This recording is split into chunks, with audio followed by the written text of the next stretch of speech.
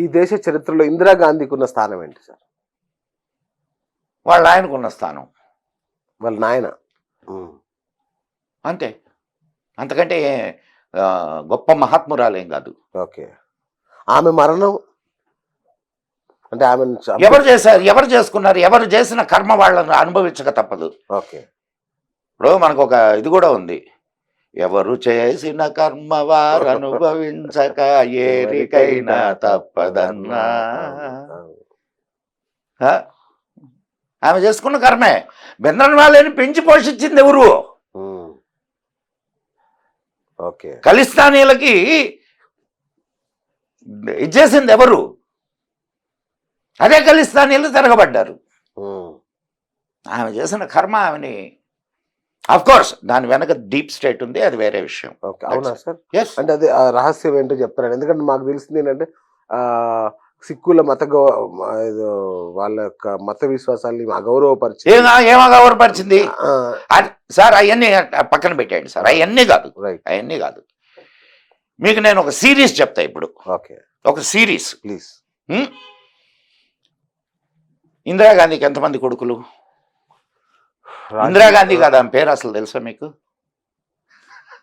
అయ్యో,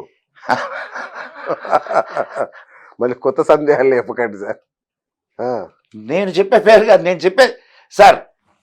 ఆమె పెళ్ళి ఎక్కడ జరిగింది, ఎవరితో జరిగింది? ఫిరోజ్ ఖాన్. ఫిరోజ్ ఖాన్. ఫిరోజ్ ఖాన్ ఎవరు? ముస్లిం. ముస్లింల మతం ప్రకారం ఇందిరాగాంధీ అంటే ఎవరైనా అమ్మాయి ముస్లింని చేసుకున్నా, అబ్బాయి వేరే వాళ్ళని చేసుకున్నా, ముస్లిం మత దీని ప్రకారం అబ్బాయి కానీ అమ్మాయి కానీ ముస్లిం మతాన్ని స్వీకరించాలి. Okay, compulsory. నేను చెప్పేది కదా, అది ఖురాన్ చెప్తాను. రైట్. మీరు ఏ ముల్లాని అడిగినా చెప్తారు. ఓకే. అదే కదా లవ్ జిహాదులన్నీ. Okay okay okay. ఇప్పుడు చెప్పండి, ఇందిరాగాంధీ ఎవరు? రహీమునిసా బేగం అయి ఉండాలి. ఇందిరాగాంధీ పేరుని మైమూనా బేగంగా మార్చారు. మైమూనా బేగం. ఓకే. వాళ్ళకి ఒక సర్టిఫికేట్ ఉంటుంది తెలుసా మీకు? ఇది marriage certificate. Okay. Marriage certificate కొట్టండి, మీకు తెలుస్తుంది. తర్వాత మళ్ళా వాళ్ళిద్దరు పారిపోయి కదా పెళ్లి చేసుకున్నారు, ఇంగ్లాండ్లో కదా చేసుకున్నారు. ఓకే. వాళ్ళని మళ్ళీ ఇండియాకి తీసుకొని వచ్చి మళ్ళా మన కళ్ళు కప్పడానికి భారతీయ వివాహం చేసి ఆమెను మళ్ళా ఇందిరాగాంధీని చేసి, ఓకే, ఆమెకు పుట్టిన బిడ్డలకు కూడా గాంధీలు ఇచ్చి, మీకు సార్ ఇదంతా ఒక కుట్రలాగా అనిపించడంలా? ఓకే. అంటే నేను ఏమనుకున్నా అంటే మత సామరస్యం. అబ్బా, మత సామరస్యం మీ ముఖంలో కనిపిస్తుంది నాకు. So anyway, Indira Gandhi. ఇందిరాగాంధీ ఇంట్లో మొట్టమొదటి చావు ఎవరిది చెప్పండి నాకు? ఇందిరాగాంధీ ఇంట్లో. ఓకే. ఇందిరాగాంధీ ఇంట్లో మొట్టమొదటి చావు ఎవరిది? Okay. Sanjay Gandhi air craft ప్రమాదంలో చనిపోయాడు. ఎయిర్ క్రాఫ్ట్ ప్రమాదంలో చచ్చిపోయాడు. తర్వాత ఇందిరాగాంధీ ఇంట్లో నుంచి ఎవరిని బయటకు పంపించారు? సంజయ్ గాంధీ భార్యని, బిడ్డని. సార్ సార్ సార్ కొంచెం మీరు అటెంటివ్ గా ఉండండి, మీకు ఇవన్నీ సిరీస్ తెలుసు, నేను తెలియదని చెప్పడం జస్ట్ నేను గుర్తు చేస్తున్నా, జస్ట్ అంతే. ఇదంతా ఇప్పుడు ఎవరు వచ్చిన తర్వాత జరిగింది? సోనియా వచ్చాక. సోనియా ఇంట్లో అడుగు పెట్టిన తర్వాత జరిగింది. ఓకే. సోనియా ఇంట్లో అడుగు పెట్టిన తర్వాత ఇంకో గొప్ప విషయం జరిగింది తెలుసా? సిఐఏ ఆమె వచ్చిన 6 నెలలకు ఏర్పడింది, తెలుసా మీకు? సిఐఏని ఏర్పాటు చేశారు, ఎందుకో తెలుసా? ఒక విదేశీ వనిత భారతీయ ప్రధాని ఇంట్లోకి చేరింది. ఓకే. ఏదైనా జరగవచ్చు అని అప్పుడు సిఐఏని ఏర్పాటు చేశారు. అండ్ మొదటి చావు ఇంట్లోకి పంపించింది, ఇంట్లో నుంచి పంపించింది అంటే ఒక అడ్డం తొలగిపోయింది. నేను తోటికోడళ్ళ పంచాయతీ ఏమో అనుకున్నాను. సరే అనుకుందాం, పోనీ ఏం పర్లేదు. ఆ, తర్వాత ఎవరు చచ్చిపోయారు? రాజీవ్. ఇందిరాగాంధీ. ఓ సారీ, మధ్యలో ఇందిరా. మీరు వరుస మర్చిపో. సారీ. ఓకే. ఇందిరాగాంధీ. తర్వాత ఎవరు చచ్చిపోయారు? రాజేష్ పైలట్. ఓకే, ఆయన కూడా హెలికాప్టర్ ప్రమాదం. అంటే తర్వాత ఎవరు చచ్చిపోయారు? నాని జైల్ సింగ్. ఎట్లా చచ్చిపోయాడు? హత్య, రోడ్డు ప్రమాదం. ఓకే. తర్వాత ఎవరు చచ్చిపోయారు? రాజీవ్ గాంధీ. ఓకే.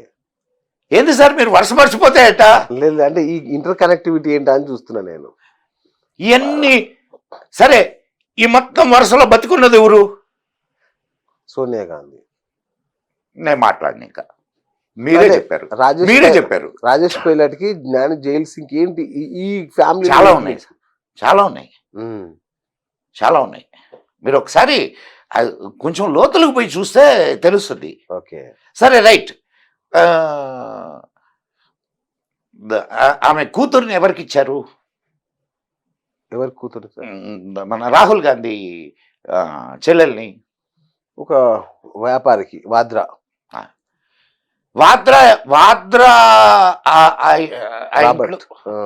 ఎంతమంది చచ్చిపోయారో తెలుసా ఆత్మహత్యలు చేసుకొని? వాళ్ళ అమ్మ చచ్చిపోయింది, వాళ్ళ అక్క చచ్చిపోయింది, వాళ్ళ బావ చనిపోయాడు, వాళ్ళ తండ్రి చనిపోయాడు. అందరూ ఆత్మహత్యలు. ఉరి.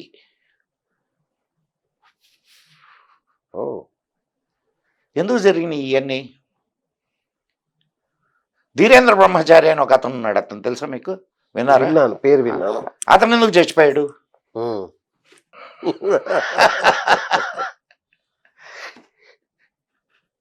నేను మీకు ఓన్లీ డాట్స్ ఇచ్చా. ఆ డాట్లు కలుపుకోండి, మీకు విషయం అర్థం అవుద్ది. ఓకే. లేకపోతే మన దేశానికి ప్రధాని ఎవరై ఉండేవాళ్ళు? సోనియా గాంధీయే కదా. అవును, ఆపారు. ఎందుకు కాలేకపోయింది? ఆపారు మన వాళ్ళు. మన వాళ్ళు ఎందుకు ఆపారు? సోమనాథ్ గారా ఎవరు మొదట లేపింది? ఎవరు? జాతీయవాద అంశాన్ని కమ్యూనిస్టులే అనుకుంటా సార్. డాక్టర్ అబ్దుల్ కలాం రాష్ట్రపతిగా ఉన్నాడు సార్ అప్పుడు. ఓకే. రాష్ట్రపతిగా ఉన్నప్పుడు ఈమె విదేశీ వనిత భారతదేశానికి ప్రధాని కాకూడదు అనేది మన రాజ్యాంగంలో ఉంది. విదేశీయులు. అవును, దాన్ని బయటికి తీసింది ఎవరు? ఆయనే, డాక్టర్ అబ్దుల్ కలాం. అచ్చా, ఓకే. ఆయన కదా రాష్ట్రపతి అప్పుడు. అవును. సరే, జ్ఞాని జైల్ సింగ్. జ్ఞాని జైల్ సింగ్ కదా, మన మన్మోహన్ సింగ్.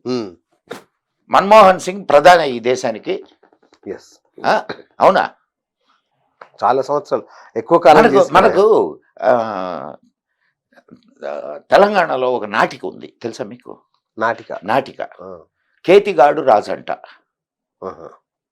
ఇన్లేదా? ఇలా పేరు కేతిగాడు రాజంట. ఓకే. నాటిక ఉంది సార్. రైట్. నేను నాటిక చెప్తాను, అర్థమైంది నాకు. ఏంది చెప్పండి? కేతిగాడు రాజంట. ఆ నాటిక ఏమో కానీ మన్మోహన్ అయితే కేతిగాడు అయి ఉంటాడు. Right, super. ఢిల్లీ సుల్తాన్ పట్టుకుపోతాను, ఈ పేరు విన్నారా? ఇది ఈ వర్డ్ మన రాజరాజ నరేంద్రుడిని మన ఇన్ని ఢిల్లీ సుల్తాన్లు తీసుకపోతే ఇక్కడ మంత్రి గారు ఏం చేశారయ్యా అని అంటే, ఒక చాకలి వాడిని తీసుకొని వచ్చి సింహాసనం ఎక్కించారు. ఆయన అచ్చు రాజుగారు లానే ఉంటారు. అయ్యా నాకేం తెలియదు కదా అని అంటే, నీకు ఒక పని చేస్తాను, సూత్రధారణ చేస్తాము అంటే, అప్పుడు అందరికి పిలకలు ఉండేవి కదా, ఆ పిలక్కి దారం కట్టేవాళ్ళు, దారం కట్టి కూర్చోబెట్టేవాళ్ళు అనమాట. నువ్వు ఎస్ అని అంటే ఇట్లా లాగుతారు, ఎస్ అంటాడు అనమాట. వాడి పేరు కేతిగాడు. Okay, right, perfect. ఇప్పుడు అర్థమైందా? అది అందరికి తెలిసిందే కదా సార్. ఆయన ఎందుకు కూర్చోబెట్టారు అనేది జాతి మొత్తం తెలుసు. ఆయన ఇంకొక విషయం తెలుసా మీకు? మీకు తెలియని విషయం, జాతి మొత్తానికి తెలియని విషయం.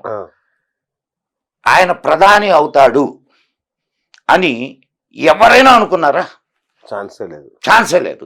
కానీ 6 నెలల ముందు ఇంగ్లాండ్లో ఒక టాబ్లాయిడ్ అది Manmohan Singh is going to be the prime minister of India అని చెప్పింది, తెలుసా? 6 నెలల ముందు. 6 నెలల ముందు. బా, ఎట్లా జరిగిందంటారు? ఎట్లా జరుగుండొచ్చు అనుకుంటున్నారు? ఓకే, ఈ లెక్కన ఏ అమెరికానో ఏ ఇటలీనో లేదంటే ఏదో ఒక విదేశీ శక్తి మన దేశ రాజకీయాలని శాసిస్తుంది. Yes. ఒప్పుకుంటారా? Yes.